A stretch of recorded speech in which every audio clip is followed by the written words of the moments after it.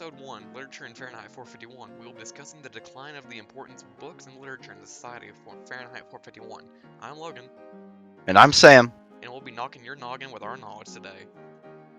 So, Logan, as we read through Fahrenheit 451 and we looked through the history of the book, we saw how over time literature was slowly phased out of society until the people themselves of society in Fahrenheit 451 just completely had abandoned literature.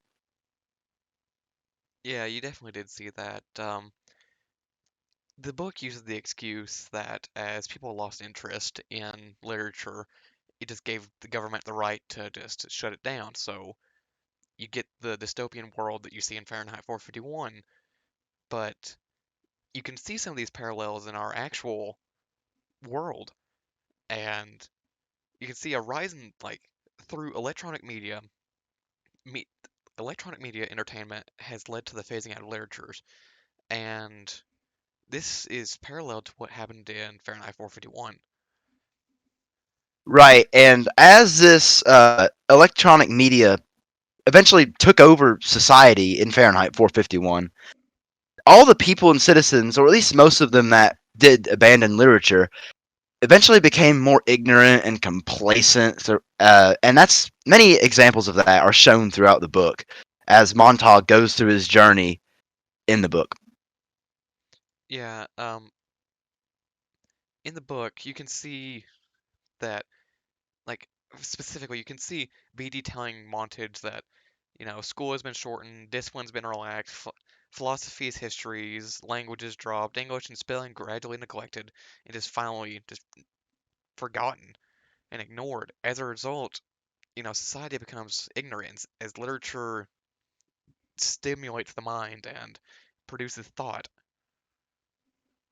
Exactly. And as another key function of literature that the author Ray Bradbury really is trying to hone in on in this book is that literature really serves as a function in society to really encapsulate past achievements and mistakes of humanity so that the modern society in which that has this literature can really learn from past mistakes and learn from the accomplishments and mistakes of past societies so that they cannot repeat those mistakes or build off of previous accomplishments. Yeah, exactly. When doing research to cover this topic thoroughly, we found a report. Um, you and I have both read it. The National Endowment for the Arts released a report called "To Read or Not to Read," and it's based on the declining literature uh, importance in society. And only 36% of literary readers had attended a concert. 10% of non-literary readers had attended just a general civic activity. Um, you know, reading stimulates a society. Reading, is going to be seen in this parallel that reading stimulates concert going and other societal constructs. And the banning of these in Fahrenheit 451 just additionally, piled on to the complacency of the people. Exactly. And in the book, citizens typically spend so much time listening and watching electronic media. They're just so encapsulated by it that they really don't have the will or the desire to interact with many others in social events. Like, for instance, there was an example in the book where Montauk's wife, or multiple times where it shows where his wife just pays little to no attention to Montauk, and she always is either watching the parlors, which were the TV screens on the walls in their house, or she had the seashells, which were like little earbuds in the book, in her ears all the time, just constantly listening to podcasts or shows or whatever it was they were listening to. And they were just so consumed with technology. Like even they even listened to their seashells while they slept. Yeah, as you know, Sam, I'm a cashier, and you'd, yeah, exactly. You'd be of my customer interactions. One thing I've noticed strongly is you'll have little kids come through and You know, I remember when I was young, I used to walk around with a book in my hand, and now I see little kids come through and they're just looking at their phone. Right, They don't really understand. Like these are little kids. They look like they're maybe 18 months old, just barely able to hold up a phone, and they're just sitting there watching it. They're just mesmerized by the colors and the sounds, and right, that doesn't necessarily stimulate a brain. And this doesn't just go for little itty bitty kids. This is um I saw a man walk through the other day, and he literally had a stand on his chest, and he was walking around with an iPad. It sounds insane, but it's happening. And it's like that constantly. People are always on their phone or they've got their earbuds in, and you try and interact with them. You try and be a good customer service person, and you just can't because they're sucked into technology and they're just trying to go through their day. right. And it's really like interesting how this in our society this parallels society in Fahrenheit 451, except in the book it's even more radical with people are just so encapsulated with technology that they just are not willing to pay much attention to others at all.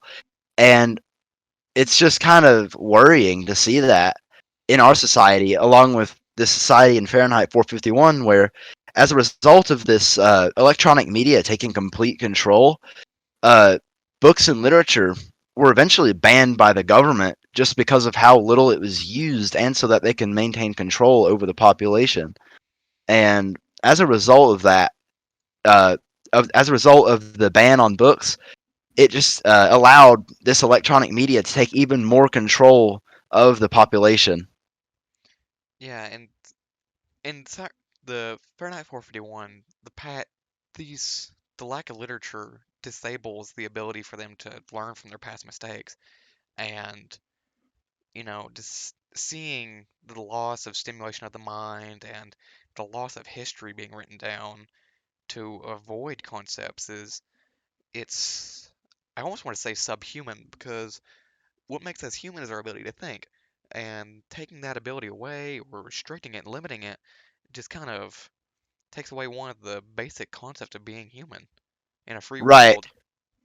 exactly. And along to go along with that, another point that can be made about the complete just encapsulation of society with the technological means of entertainment in Fahrenheit 451 is that the lack of books and literature really makes society more ignorant and uh, as as a result of not reading literature and books, as said in the report called "To Read or Not to Read" by the National Endowment for the Arts, that states that only 10% of non-literary readers had attended uh, a musical concert or play, and really, in Fahrenheit 451, the people of the society would typically either just stay inside their homes and be encapsulated by their technologies, or they would just indulge themselves in ignorant activities outside where they would often just die or get hurt.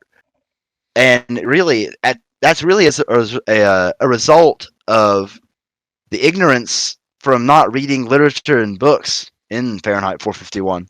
Yeah, in Fahrenheit 451, one of the main characters, Claire, uh, I believe that was her name. I've slept since then, but if she kind of leads to Guy's awakening into the world, and just out of nowhere she disappears, and it come to find out somebody had run her down for fun.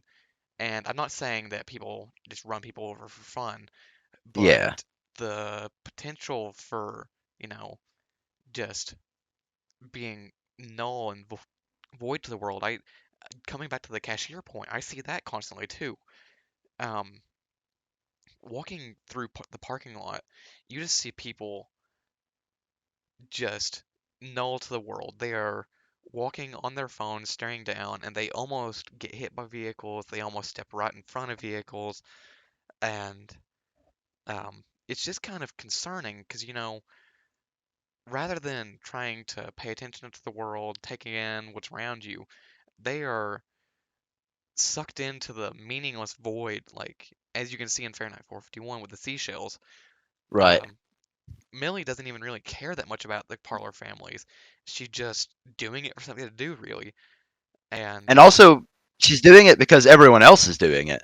yeah, and her distraction, whether intentionally or unintentionally, as you can't really tell from the book, led to her overdosing on a ridiculous quantity of pills and almost Hmm. kills her if her husband hadn't walked in and found her. Yeah, and really, like, also bringing back to your point with being aware in the world, I believe that just literature, it really just helps someone to be aware of everything that is going on in the world. Because when you read a book, even if it's fiction book, you have this idea of the world and of society that's set in that book, and that really just kind of makes you, even if you might not realize it, it can really give you a sense of awareness in your world. Whereas just uh, technology and it just doesn't really do that. Yeah, I don't remember how the quote goes exactly, but at one point in the book, um, Claire says something to the effect of people just drive by houses, they're just brown blurs. Cows are brown and white blurs. Grass is a green blur. Flowers are pink blurs. And they're just cruising through the world and they don't really have meaning to the world. Just Right, it's just there. It's not something for them to observe. It's not something for them to take in. It's just there. It's right, something that is present between point A and point B. right. And the lack of literature in society in Fahrenheit 451 really just keeps people from being curious and wanting to know more about their surroundings. Yeah, one of the opening dialogues that kind of led to Guy's awakening. Um, Claire points out the stars and the grass, and it leaves him confused to see somebody wondering about the stars and grass. Right. Um, And it, yeah, go ahead. go ahead. No. It's, really, it's just as, and in like, even in education, like people, the point of education is to teach people how to be aware in the world and how to learn and how to be curious. And when in when Beatty tells Montauk that school was shortened, discipline was relaxed, all that, and that English and spelling was gradually neglected and almost completely ignored, it really just creates this complacent, ignorant population that inhabits the city in Fahrenheit 451. Yeah, I genuinely think it's slightly concerning to see some parallels between reality and this dystopian novel that had It been is very written, concerning. so long ago. Um, but that's just food for thought. Um, Right. yeah, That's why, like, it's just so important for us to take a lesson from Fahrenheit 451, that literature is just so important because it helps us learn from our past mistakes, and it helps us keep keep our heritage and our history alive, and it helps us be more aware and be more curious and just be better people in the world. yeah, I guess you could just say that the people of Fahrenheit 451 really lived in a society. I Anyway, say you could say that definitely. yeah. Thank you for tuning in to the Noggin Knockers podcast. We've been your host, and we'll see you in the next episode. Thank you. Goodbye.